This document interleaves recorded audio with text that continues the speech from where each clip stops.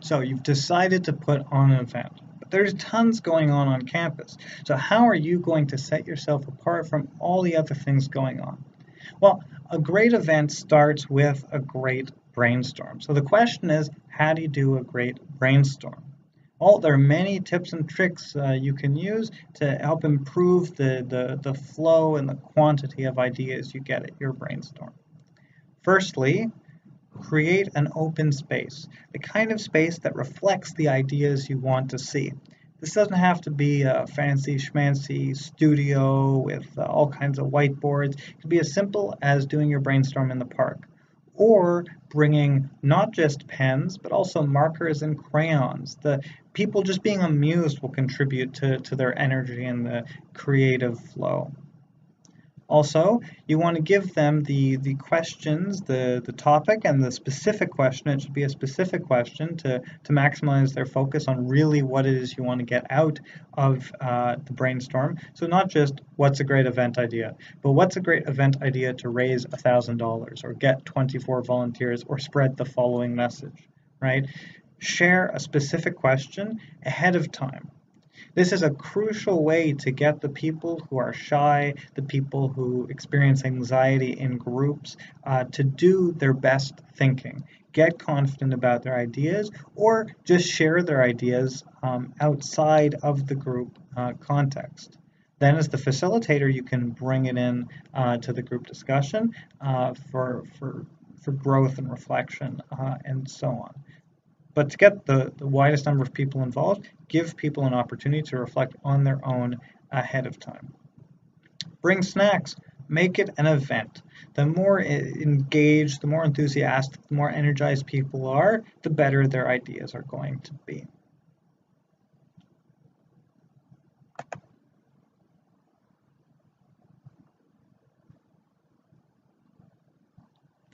Be clear from the start how you are going to decide. There's nothing more disheartening than going to a brainstorm, getting all these energetic ideas, and then someone takes away and you don't know half of your ideas. Were they just wasted? Did somebody just pick their best friend's idea? Preempt all these accusations and these ill feelings about unfairness by having a clear process from the start. We'll take your ideas, then we'll vote on them, or we'll take your ideas and then the exec's gonna discuss them over and we're gonna create a bank for what we'll do with your ideas later on, etc. But be clear so people know what's gonna happen to their hard work.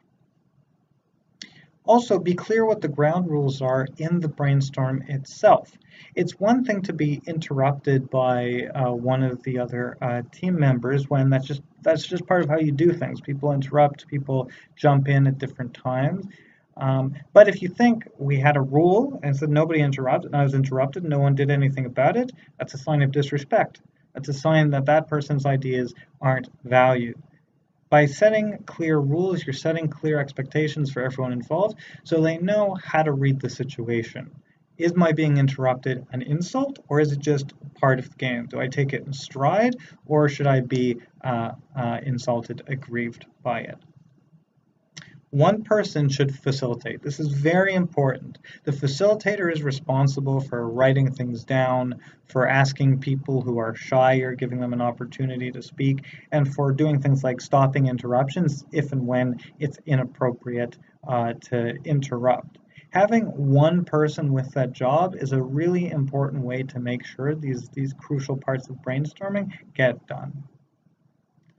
Another important point about brainstorming is that there are no bad ideas to start, right? At the beginning, it's all about quantity. Write down joke ideas just to show that you're genuinely open to all ideas.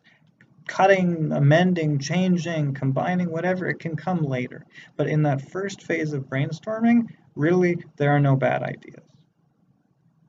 Then narrow things down, but have a plan for how you're going to narrow things down.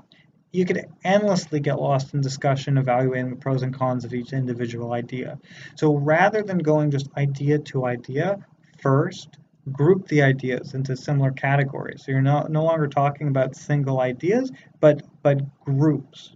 This way, if people feel strongly about a particular group of ideas, one person doesn't feel targeted. It's the whole group of ideas, so nobody really can take it so personally. So arrange the ideas in groups. Within the groups, start combining the ideas. Help ideas build off each other. This is another way to get away from sort of personal ownership of ideas. Make it a group endeavor. Once you've combined all the ideas you can, then start to cut. It has to happen sooner or later. It can happen at the brainstorming session or at a future meeting. It could happen in private. But the cutting is sort of the last step. Do everything possible before to narrow, to use, to combine ideas before you start the cutting process. If you can implement just a few of these ideas, you will be well on your way to a professional brainstorm, and then a professional, a creative, a standout event. For more ideas and information on how to brainstorm effectively, see the article I've linked below.